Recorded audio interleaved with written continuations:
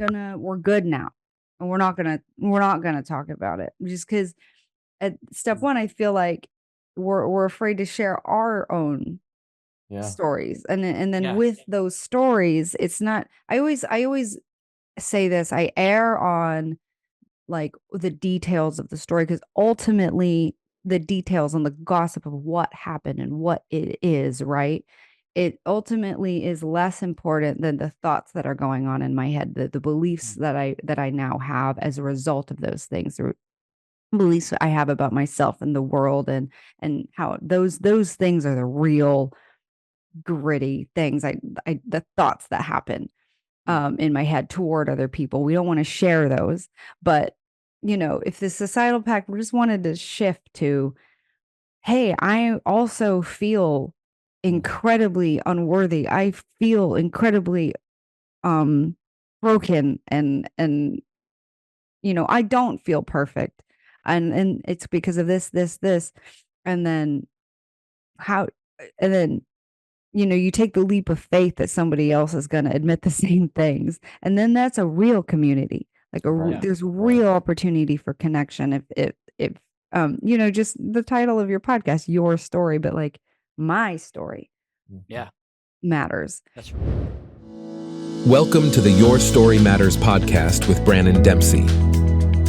Your Story Matters is dedicated to help survivors of abuse grow in their healing and recovery from trauma.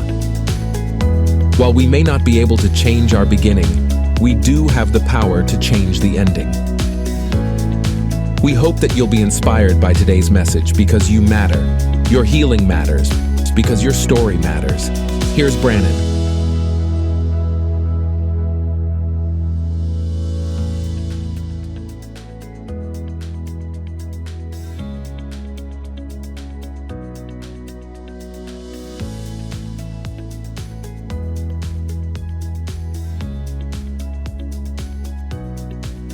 Hey guys, thanks so much for coming back to the Your Story Matters podcast. I'm Branon Dempsey. I have a special treat for you guys because of the fact that normally we don't do a lot of interviews that consist of movies in the Christian film industry because, as you know, the Christian film industry, let me just say that most of the Christian films that are out there suck. And so the reason why I say that is because they don't speak to our pain as those of us who have been abused or in recovery, those that are struggling through life. And as you know, because you follow the site, I'm not about the Jesus cram it down your throat because it doesn't work. What really works is exemplifying Jesus through our pain and finding and seeking him in our hurt so we can recover and we can move forward. Thus, your story matters because it matters to God. So I want to introduce our fantastic guest. This comes from the movie of what we're talking about. The movie is called Pastor's Kid. And right here, I have the filmmaker, producer. His name is Ben Koppin. And let's say hello, Ben. Hi guys. He's the award-winning director and cinematographer who intermixes humor and honesty within his films, and also an Emmy award-winning cinematographer. So I want to ask you in just a second what you're about. Someone hit the pause button on that. And then we have Courtney Bandeko, who is the leading role actress in this movie. Mm-hmm. And I want to tell you about why that's so important. Courtney herself. Courtney, you are from where exactly originally? Ooh, that's a hybrid question. I did the latter half of my growing up in a small town called Stover, Missouri. And then earlier than that, Denver, Colorado. So it's back and forth between rural Missouri and the thriving metropolis of Denver. So let's just start right there. You already told us about where you're from. Tell us what you're about, and then Ben, I'll get to you. What I'm about? Yeah, what are you about? Wow, that's a big one. In a nutshell, authenticity, truth, honesty, good effing art. Yeah, love it. Just pulling that out of the ether. Love it. And Ben, it's exciting to have you here, bro. Tell us who you are, what you're about. Yeah, I'm a filmmaker. I live out in LA area, originally from the Midwest, and was raised in the church. I would often talk about, thankfully, I had parents that were very gospel oriented. It wasn't legalistic. It wasn't forced down my throat.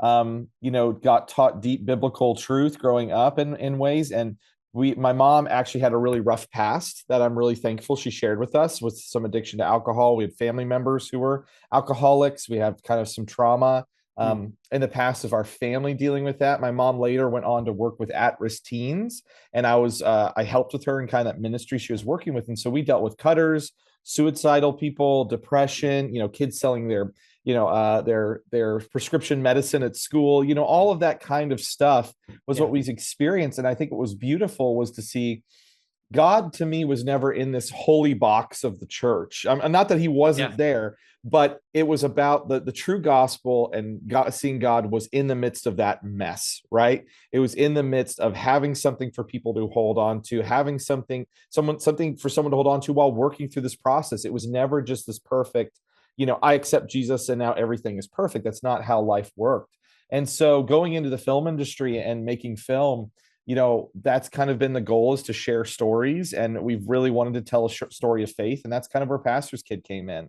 And so, as that movie, we didn't want to shy away from the truth, the struggles of trauma that are real. We didn't want to just process that. We talk about how in a traditional Christian film, or you see in art, it's like our character would have been a drug addict in the beginning, and then minute 15, right? They'd have been saved and clean and everything's good, and they'd been off saving children in another country. Whereas for us, it's like we wanted to honor the true story it's based and show how these trauma triggers pop up in people's everyday life and the process of working through that. So I hopefully that answers some of your question. But just I think growing up in ministries like that and having a family past made Jesus have to be real instead of the put on the front and go into church kind of Christianity, if that makes sense. Okay, so we're going to dive into our questions right now about that. I love it. And you're with an audience now of people that have struggled in their own pain and trauma from abuse, and also maybe even current abuse, current circumstances, those that have been ousted by the church, those that have been ousted by their families. So when we speak about trauma, when I hear you talk about trauma, Ben, what does real trauma mean to a real Jesus? Do they coexist? Absolutely. I think, for trauma, like I'll just give an example of, my mom, grew up with alcoholic parents. Everything that could have happened there. At one point, my mom ended up in an orphanage during Christmas time. She had two living parents that were alcoholics, and she ended up in an orphanage over Christmas. And so growing up as a kid, I remember certain seasons we'd like go into a Christmas store, we'd hear Christmas music, and I would see something change in my mom's mood kind of growing up. And it wasn't until later that I understood why Christmas music and things like that triggered things like that for her. And I think for me, that was just a very early understanding that trauma isn't this thing that's upfront in your face, easy to see. It's this thing that's hidden, and people's moods can change instantly and be brought back to something. Yeah. And what I feel like I saw in my mom was her hold on to Jesus through those moments. And not that everything was ever fixed, but you saw that she was able to have a tool in her tool belt, that Jesus was with her and she could hold on to that through those things. So that's kind of how I view Jesus, as he's your lifeline to hold on to and that doesn't mean everything's going to be perfect, but it's that thing that you need to know the God of the universe loves me and I have worth and value from him, despite everything that's happened or currently going on in my life. And just hold on to that as much as you can through those darkest moments. I love that, because you're so right what your mom went through. Christmas tends, like, God himself seems to be like a Christmas card to others, right? Because we put up this facade like Christmas. We want to wrap it up. We want to wrap God up, but yet we feel unworthy to come to him because we're so broken. And I know for myself, Christmas does not bring good memories back for me. I have to work through those triggers in the faces of my children. So, Courtney, let's flip this over to you. So when you were asked to play the leading role of this film, what parts of it that you saw within yourself doing the film, and why?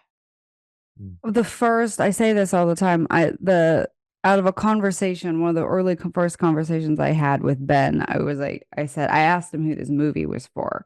And it was the first tether to my from my heart to the movie, which was this movie is for people who don't feel loved, who don't feel enough, who don't feel worthy. And that was the first universal thing that I immediately identified. I mean, and then I venture to say who can't identify with that feeling of I'm not enough. I'm so broken. I'm so, who I've been in those moments where I'm just caught in this cycle of self-loathing and I don't know which way is up and it's spinning and spinning and spinning. And then I really love that metaphor that you just touched on, is like we all need this thing, this glimmer of hope, this thing that can ground us when the ground is just falling apart beneath us, and we're just falling. But we need that thing to hold on to. And what is it? So, where do we find it? Yeah. So how did you find it in playing this role? You had to step into that character. What made it easy, or what made it difficult for you to do so?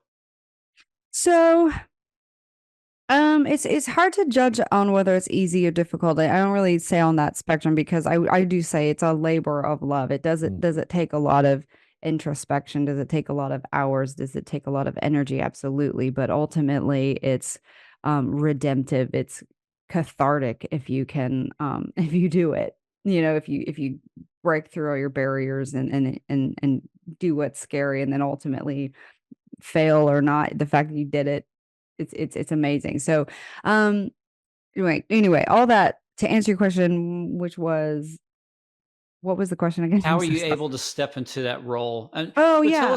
Tell us real quick so the viewers can understand. Ben, real quick, give us a 30-second synopsis of the movie. Yeah, basically, I'll try to keep it quick. Is this girl is raised with an alcoholic mom. She basically has to raise her own little brother. She's having to wake her drunk mom up for work, passed out mom, up for work. Mom becomes a Christian, then becomes a executive pastor at a church, and everyone praises her mom as being this amazing conversion story, while nobody sees the pain that she went through as a child. And so, as she's growing up, she pushes God away, she pushes the church away. She medicates her trauma with drug use, with alcohol, with partying. And then towards the end of the film, she kind of comes to a crossroads of, do I continue to medicate my trauma, with these things, or is there another road for me to take where I can face them and try to heal in some way from these and move forward? So that's our film in a nutshell. Okay, cool. So then take that, Courtney, and tell us what made that role attractive for you to play. So when Ben asked you, hey, will you be in this movie? Will you take this role? What was it that interests you? But what were some of the things that were also maybe difficult for you to step into? Ooh. So what I found interesting were her walls, the barriers she's put up, between, like, how close does she let people get to her? And I found it very interesting to find out how to transact all that. How does she behave when she's by herself? How does she behave when she's with this person and that person and that person?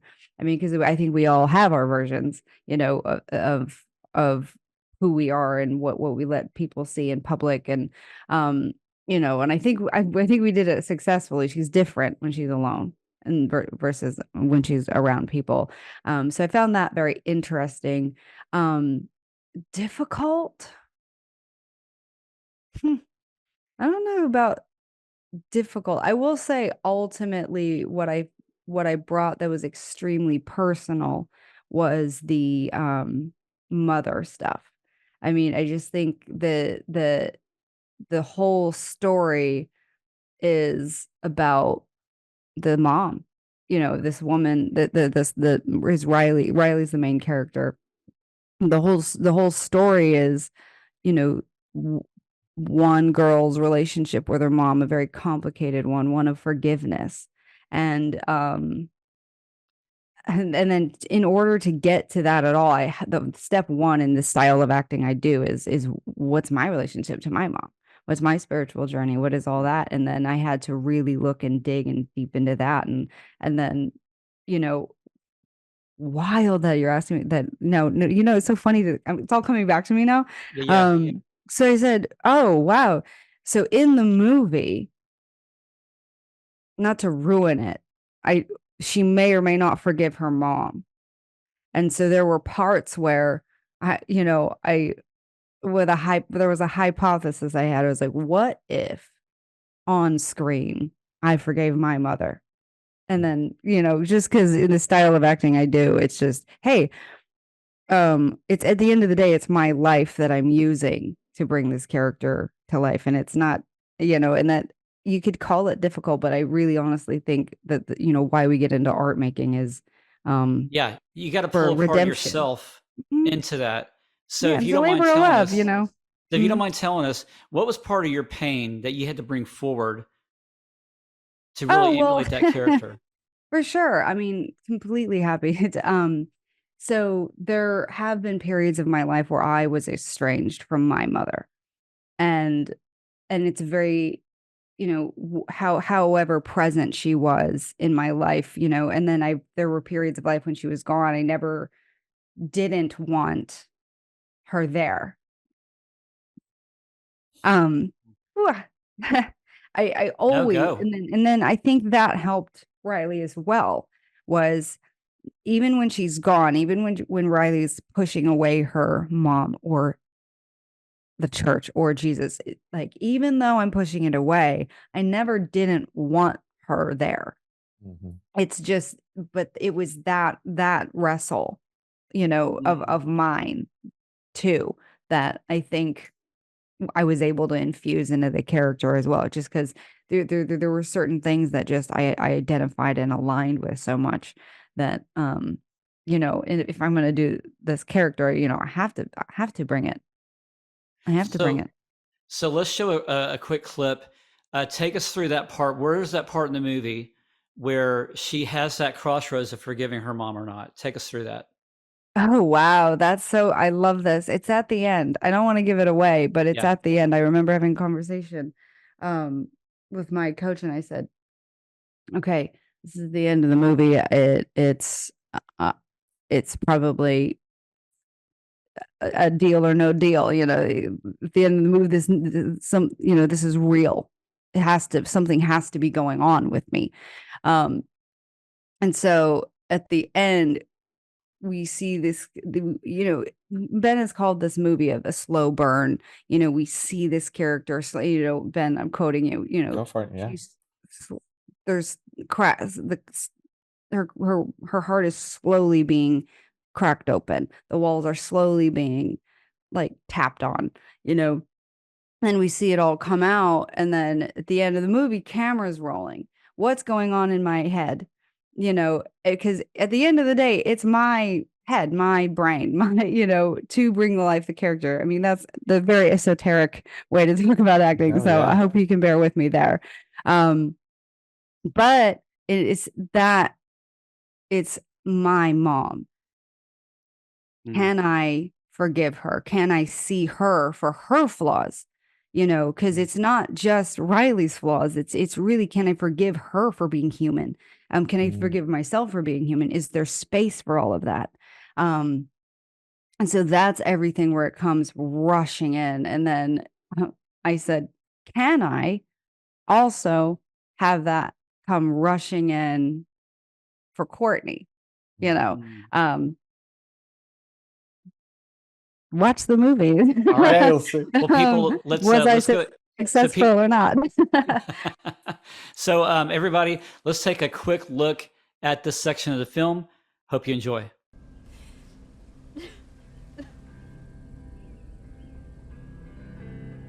I don't want your confidence.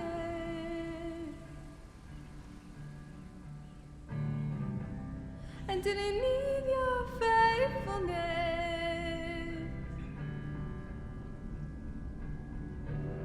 But you write that song for me, and you sing it over me.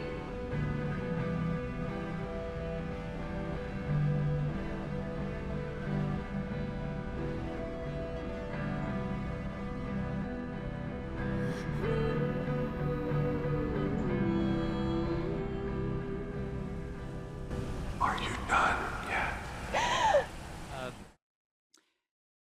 The clip is amazing. I just want to say, Courtney, your acting is superb. I've watched it earlier also, and the way it's shot, Ben. I mean, just everything about the film.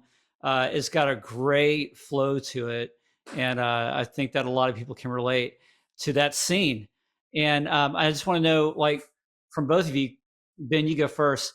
Um, Courtney mentioned about how you when you go through your trauma and the people who reach out to you are, you have that fear of receiving that help. Mhm. And that's a real thing because most of us who have been abused, we we're not we are, let's say, like, put it this way, when an animal gets hurt, right, the first thing the animal will do is, instead of receiving the help, it will lash back out at the Right. person, right? Hmm. Because it's never been conditioned to receive that kind of help. Right. So how can this film inspire others to open up, so instead of rejecting the help that they've once known, to maybe begin to soften and to slowly, step by step, open themselves up to receive it? Right, right. No, I love that. I think how Courtney was kind of talking is like our movie is very much like a day in the life of, where it's like, she's talking about slow burn, is it's like we didn't want to just skip over trauma that people have and just say, oh, it's this easy fix. And so, you're seeing this person's everyday life, kind of mundane in some ways, as different random things are triggering, these very hurtful traumas that she's had in her past. And it takes kind of this whole journey of this film. It's about 90 minutes, of basically her trying to figure out how to do it on her own and her putting up these walls. And I hope that as an audience, you can see that it's just not working, is that it just still feels empty. She's isolating herself more. She's not finding freedom in that. And by her putting up her walls, she's still allowing these traumas to block her in almost and to keep her isolated. And so we talk about how throughout the film, it's slowly her heart breaking open to this idea of, can I trust people anymore? Can I trust my mom again? Possibly. Can I trust God again? God didn't protect me when I was going through these things. God didn't show up maybe in her mind in some ways. So that relationship is a difficult one. Even the church, there's a lot of church hurt that's been coming out, especially within our culture now, where people are sharing stories of church hurt and traumas they have. So I think the usual Christian culture likes to see God in the church as something of hope for people, but for others, there are traumatic incidences that have happened within those areas that should have been safe. And so my hope is that as people watch this film, they see that the walls aren't working, and maybe she needed the walls for a season in order to kind of re-find herself or connect in some way, but those walls don't save us. And so at some point, hopefully when you're spiritually ready, you can start to take down those walls and find people that you can trust. And it may not be a family member or someone. It may be a chosen family that you have to find, that's someone you can actually trust and open up to. My hope is that whoever framed God as this thing for you that was harmful or hurt you, that you would be able to deconstruct that, and that you would be able to open up to a relationship, a spiritual relationship in some way to God. But it may not look like what was forced on you. I've been saying throughout this thing, like, that church that hurt you or that pastor that hurt you, they don't get to own Jesus and they don't get to own God. And you should freely be able to feel like you can explore those relationships on your own terms and say that person doesn't get to own God and Jesus. Even just last night, I was talking to my son, because it's Holy Week right now. We're talking about Easter, and I gave him probably the most clearest. He's 7 years old. It was asking about the crucifixion, and I went pretty detailed on what Jesus went through, the pain that Jesus went through, and whether you believe that or not, that's obviously up for your own decision, who's ever listening. But what I told him at the end is, I said, it just gets me. So I'm like, whenever you're feeling like you've messed up too much, or you're feeling alone, or you're feeling unworthy, just know the God of the universe went through all of that for you. He went through all of that for you. And so my hope is that people who feel like they need to put up these walls or that God doesn't love them, it's like, no, dude, he went through all of that hell for you. And so you have tremendous worth and value because of that. So again, whether you believe that or not is completely up to you, but that's just something, anyways, I've been processing lately. I love your compassion, Bill. I feel it. I hear you. I had the same conversation with our youngest this morning before he went to school, and the same with our oldest just about 2 nights ago. So let me ask you, Courtney, and just hearing Ben talk, do you feel like the church is afraid to talk about trauma, and why?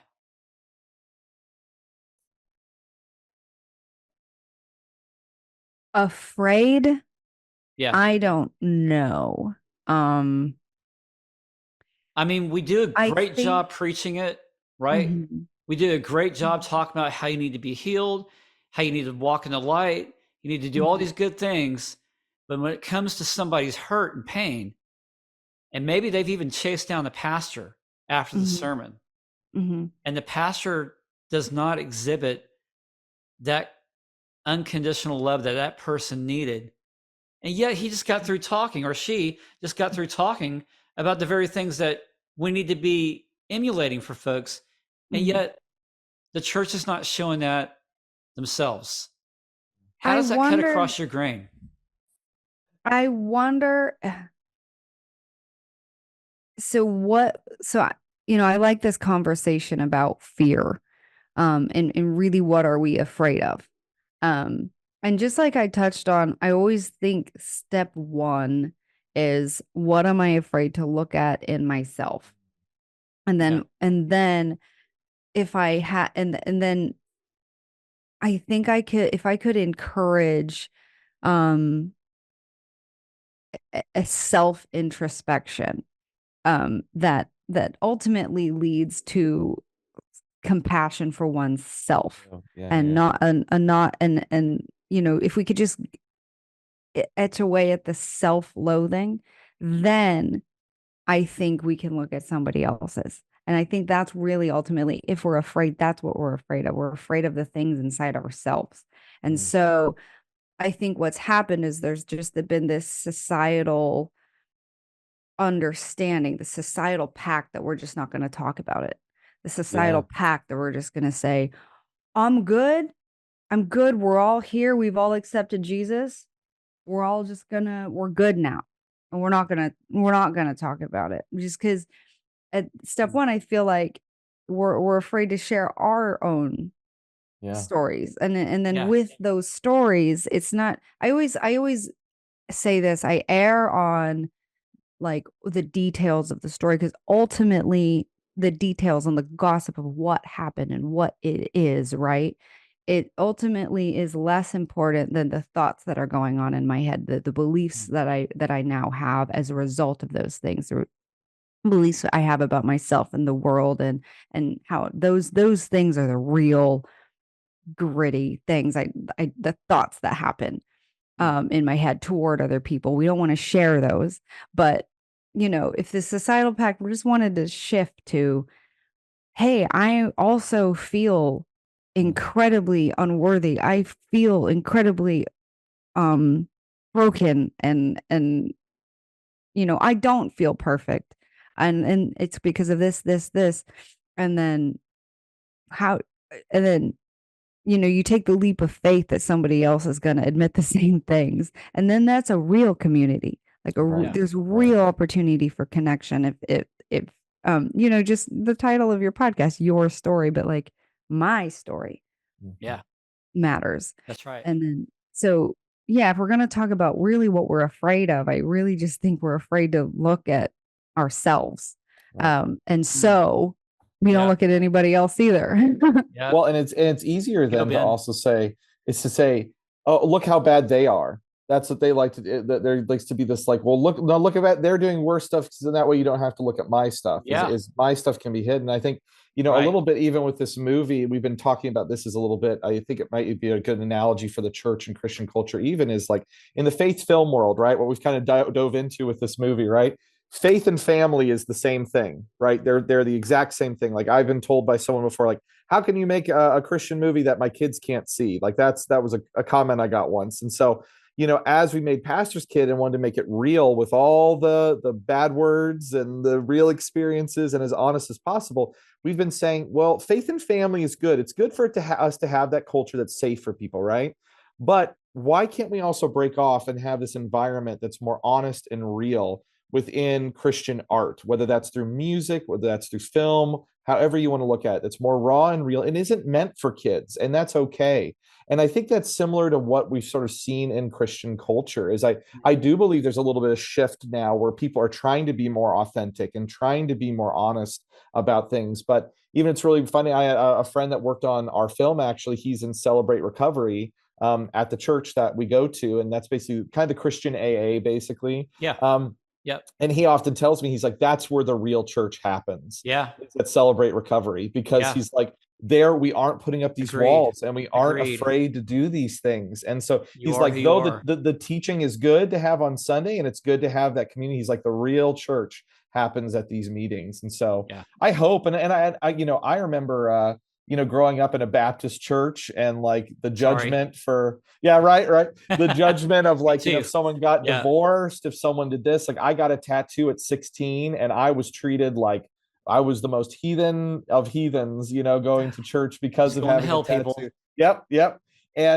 And so I do believe that over my 30 years of being a Christian, there has been a shift of, I think people are wanting more authenticity, and walls are coming down, but it is slow. It's a slow process. But it is cool. Like looking back when I grew up to where things are now, I think things have gotten better, but we still, and I want to address real quick your pastor thing is I think so many pastors are not equipped to counsel people, and they aren't equipped with these things because and I think that's where they get scared and they run. I'm not trying to be mean. I'm just saying I think that they don't know how to handle them. So they try to take a step away, and that makes the person who's struggling feel like, oh, I'm dirty or I'm loved or I can't be, they can't handle this. And I think that's we put so much pressure on pastors to be the business advisor, the teacher, the this, the that. And that's where I've seen churches do it well, where they have different pastors for different roles. So if someone is struggling, it's like, hey, we have someone who actually is trained in things that can like help you and actually be a good service to you. But it's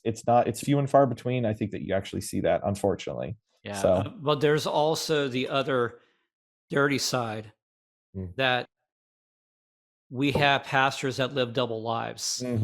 And the other truth, the hard truth of it, why they don't want to engage in somebody else's trauma is because they have trauma in their own lives or some kind of dissociated pain or addiction that they don't want anyone to know. And that's the real truth.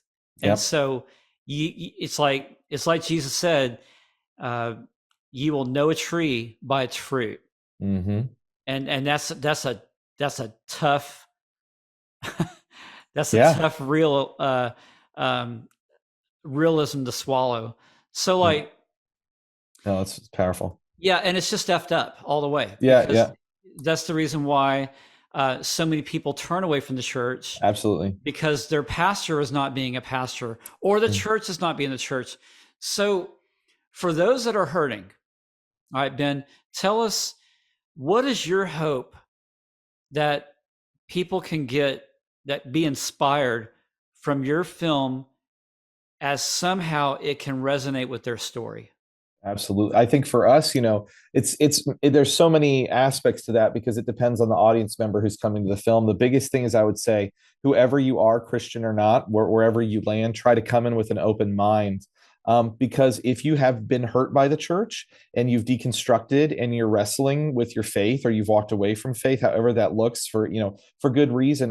Courtney has said one time, our film carries the voice of the cynics, and it doesn't disregard that. It doesn't sit here and just say, oh, you just walked away because of this, it's no big deal. It hopefully acknowledges you, and I want you to feel seen, and I want your pain to feel heard, as opposed to just being dismissed. On the flip side, we have had conservative Christian women in the Midwest watch early screeners of our film and rate the film highly and say, I knew a Riley in my past, or I knew a person like this in my past, or I went through things like this in my past. And these women who have had to put up these church walls for decades are able to take down the wall and share some of their story and be more human. And so Okay. that's where I hope it's twofold. And my ultimate goal would be is that you could have someone who's deconstructed and been hurt by the church, and someone who's still that church lady, and that you could both watch the film and come together and have discussions about your experiences. Because I think there's merry moment. you know what I mean? There's so much similar than what you can really think. It's like every Christian has an experience. Every person who's deconstructed has that experience. And the more that we can relate on a human level and connect like that, I think that's where true community can come from, you know? Yeah. So anyways, yes, that would be the goal. So Cool. Courtney, how about for you? Oh, wow.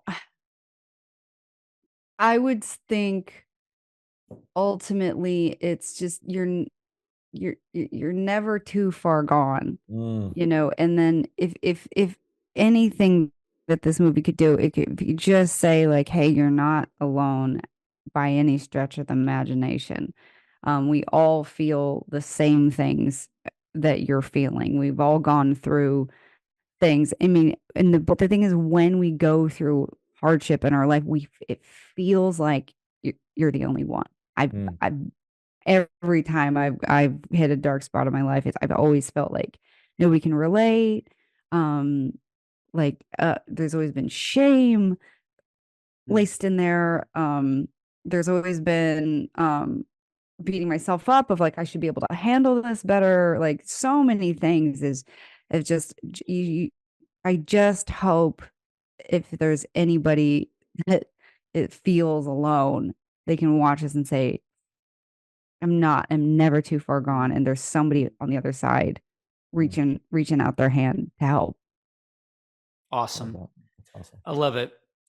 The movie Pastor's Kid, you can find it at pastorskidthemovie.com. Ben Koppin and Courtney Bandeko, thanks so much for joining us today on Your Story Matters. And we appreciate each of you sharing your story and making this movie to be someone else's story. Thank you for having us. It was amazing. Thank you. And thank you for all the work you do. I'm very beautiful. Thanks for that. All right. Well, guys, be sure to subscribe to this channel as you get all the notifications when new episodes drop. And as always, thanks so much for following us here on Your Story Matters, because it is important. Your feelings, your hurt, your recovery, it matters because it matters to God. See you next time. Bye. Thanks for joining us today on Your Story Matter podcast with Branon Dempsey. Did you know that when you rate and comment on this podcast, you are not only helping us spread the word about Your Story Matters, but you are letting people know that their story matters too? Please kindly rate and comment on today's podcast. This has been a Your Story Matters digital production. Copyright 2024. Hope you were inspired from today's episode as you grow in your recovery from trauma, because your story matters.